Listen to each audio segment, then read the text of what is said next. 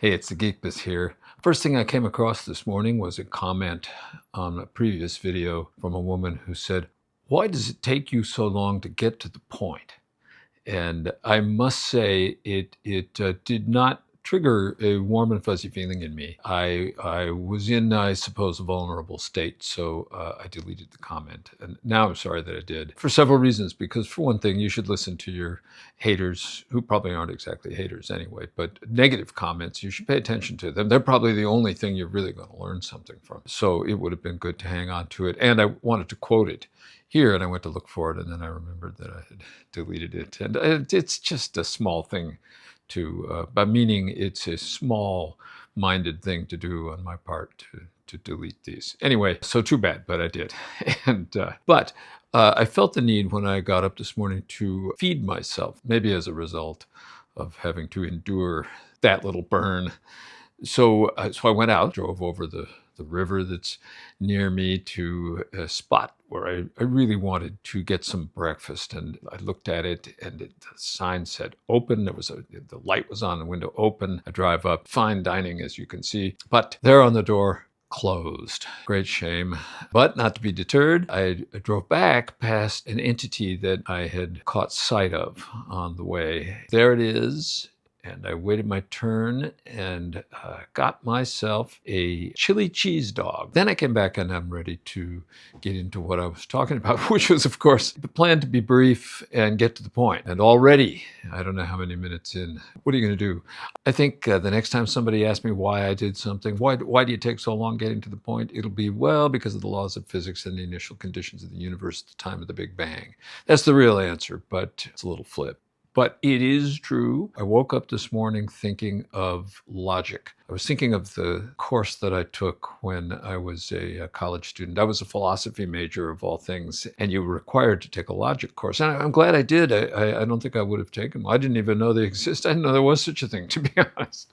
I certainly wasn't making a habit of using it back in those days. But there is, and so I was thinking about the proposition P. There are all kinds of things you can do with logical connectors and or connectors and things that we probably learn about in integrated circuits more now than in logic classes. But still, it is logic. That P is a proposition, and there's that little squiggly dash that's like a tilde, except it doesn't go over the letter.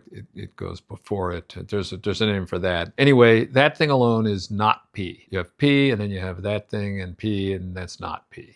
So P is whatever the proposition is, say an elephant, a thing, an elephant, and not P is the rest of the world that isn't the elephant. So what I was thinking of is, logically speaking, not P is the closest possible thing that you can get to P without actually being P. It has every single attribute of P by virtue of not having it, by its negation, its absence that P has, except that it's not P. That's the only difference. And you could think of it as there's an elephant, a silhouette of an elephant, a 2D picture of an elephant. And you could say, well, everything outside the silhouette is not P, not elephant, and everything inside is elephant. Well, what's the difference? If you just have the not P, you've still got the silhouette of the elephant there. So I think it's safe to say, I'm not a logician. I took this course long ago, but I think it makes sense intuitively to say that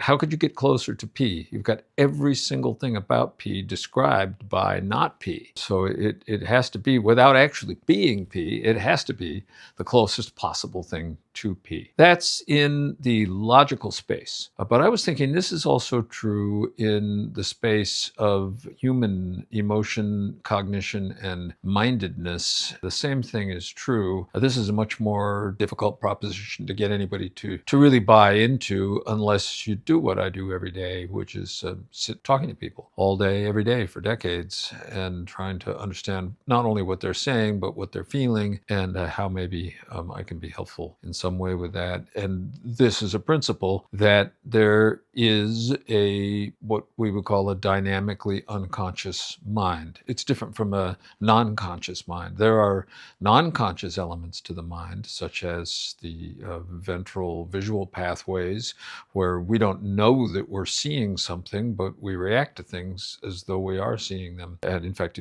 We obviously are seeing them in some sense of the word, but it's not conscious. That's non-conscious. Unconscious, I've gone on about this before, is thinking that is no longer in awareness, but seems to once have been in awareness and seems to be able to be brought back into awareness. But when it's unconscious, it is not. Zero awareness is what we have. Sometimes we get signals that such processes are operating. But my thought is it's like both sides of a coin. The conscious mind is the side that you're looking at, and the unconscious mind is the reverse. You can't see, and neither can the other person. But it's there. So, and this really is whatever, I think of it, whatever the opposite of something is there as well as the thing itself at all times. If somebody says to me, gee, Doc, I gave a talk yesterday and I was not nervous at all. Well, the entire concept of nervousness would not come up if nervousness were not an issue that the person wanted me to know about. There's a million things that we're not talking about. There's a whole world of things we're not talking about, but nervousness is in the conversation for some reason. So that means nervousness is an element that part of the person wants me to be aware of, and hence it's in the conversation. Now, I know, the way in a court of law, what you say means everything, not what you mean, and not what was unconscious, that's for sure, and that's where it should be. That's where our civilization runs, is the conscious mind and intentional communication and logic and everything else like that. So nothing wrong with any of that, but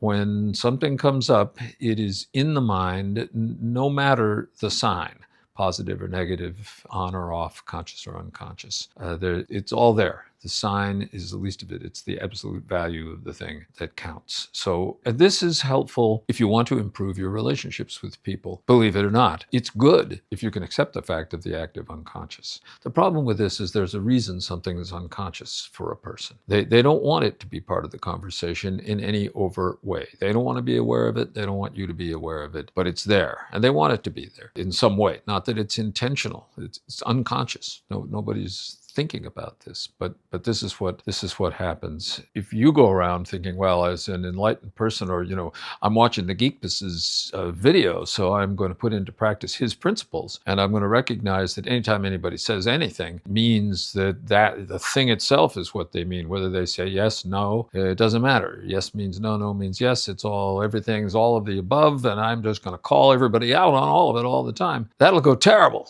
It'll be a disaster. So that we don't want that. But recognizing the principle of what is part of the content of someone's mind when they're speaking to you one-on-one is the best way to make use of this kind of thing. Recognizing what that content is will give you the opportunity to make, as they say, better choices with that person. So I'll give you a good example. I come to think of it. Let's just say that person who made the comment this morning, what's my reaction to that? Well, not exactly the most grown-up reaction. What my reaction might have been in an ideal me would have been something like, oh, yes, I do take my sweet time getting around to the point, and it's inefficient and not all that much fun. It would be better if I could be more succinct, and my points would be driven home with greater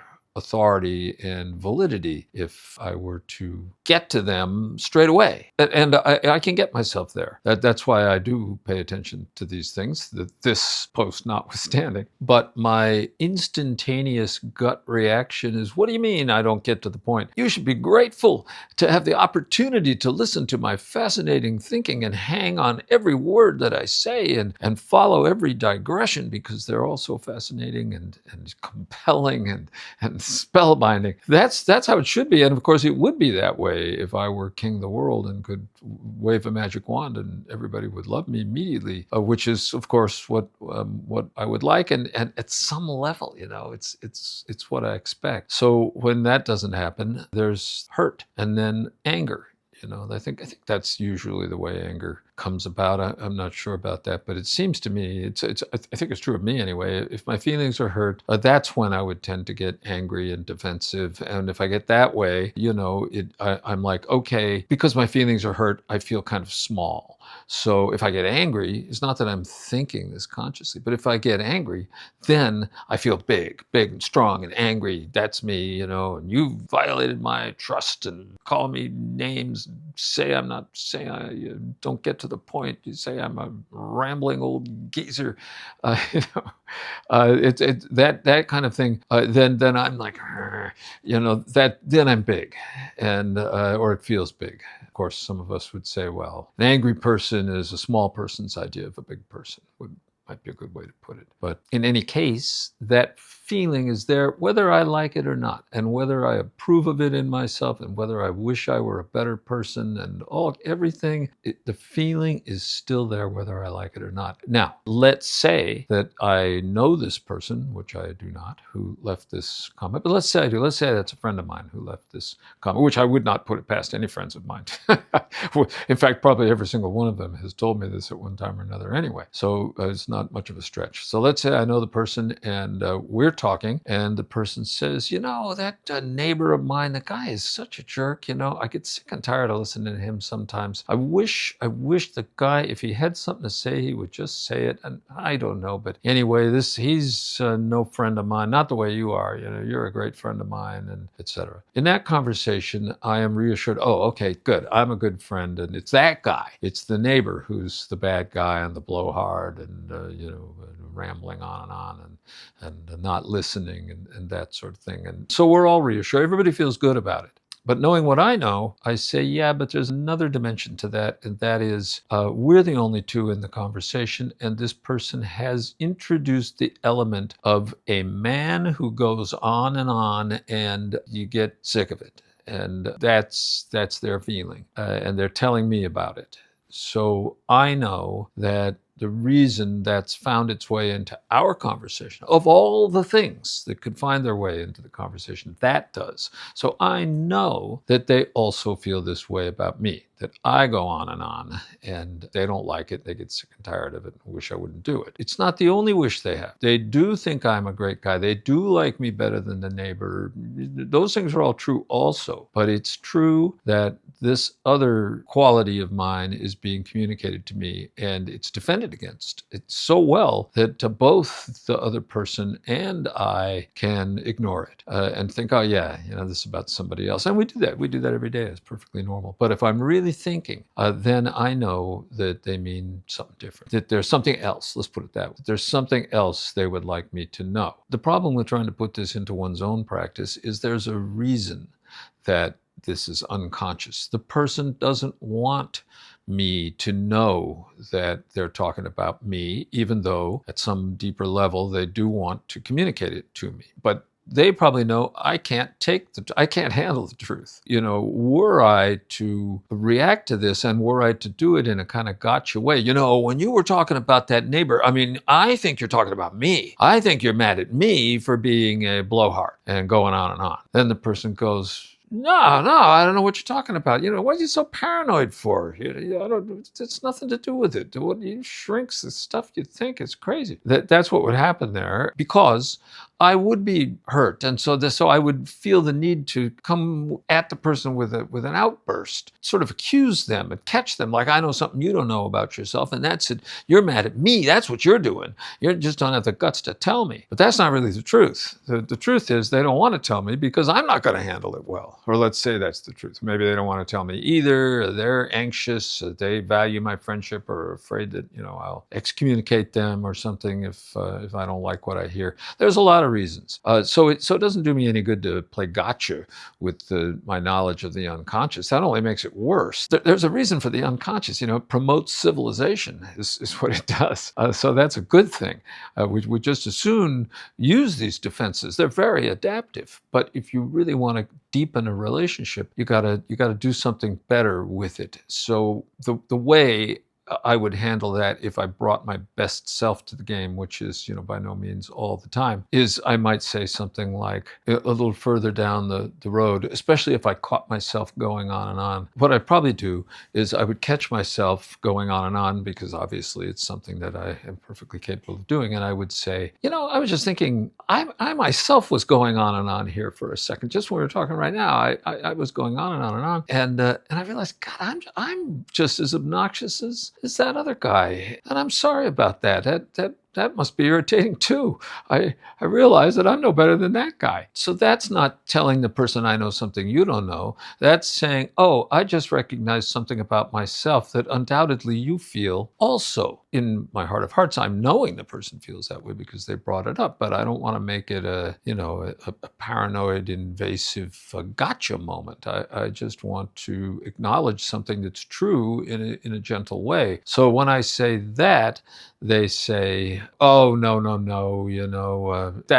you never bother me that way. You're a pleasure to talk to. I hope I didn't hurt your feelings. So with that other thing about the other guy, to which I would say, oh, no, it's nothing. It's fine. I just realized that it is true. There's just no doubt about it. But no, my feelings aren't.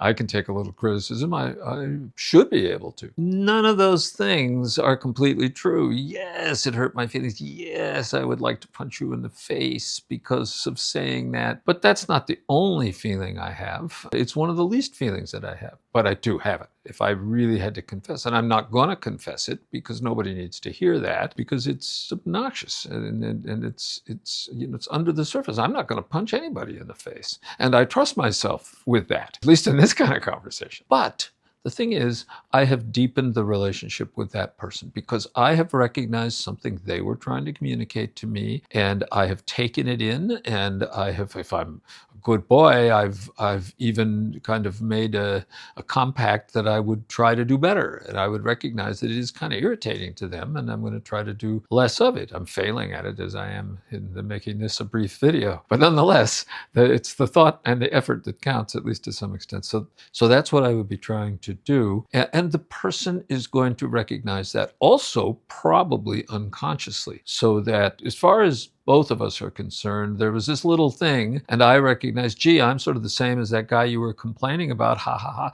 And they're like, oh, well, yeah, maybe, but it's no big thing. And I'm like, oh, no, it isn't. I hope it didn't hurt your feelings. And no, of course not, everything's fine.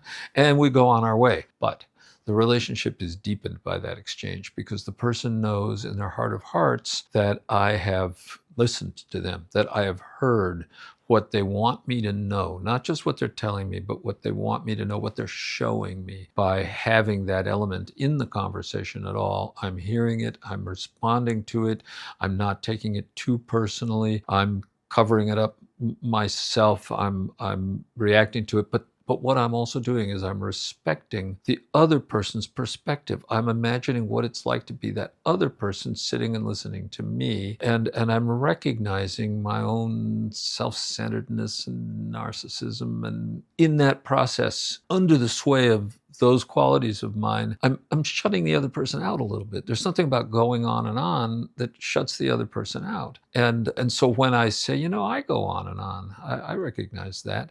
That's letting them in. That's allowing a greater closeness in the relationship. And as I say, that's indicating that I hear them, they hear me, we're responding to each other, respecting each other, and we feel better. That's the value of recognizing how the unconscious mind works and what's in it, particularly in a one-to-one relationship. If we can do that, the relationships will be better. You don't have to believe the P not P theoretical element in the logical space about this. That doesn't matter. And you don't have to believe this in the psychic space either. If you recognize this there and make use of it, you also don't have to believe it exactly, but you will see, if you're able to do that your relationships will deepen. They'll be better for this kind of thinking. And that's it for today from the Geek Biz.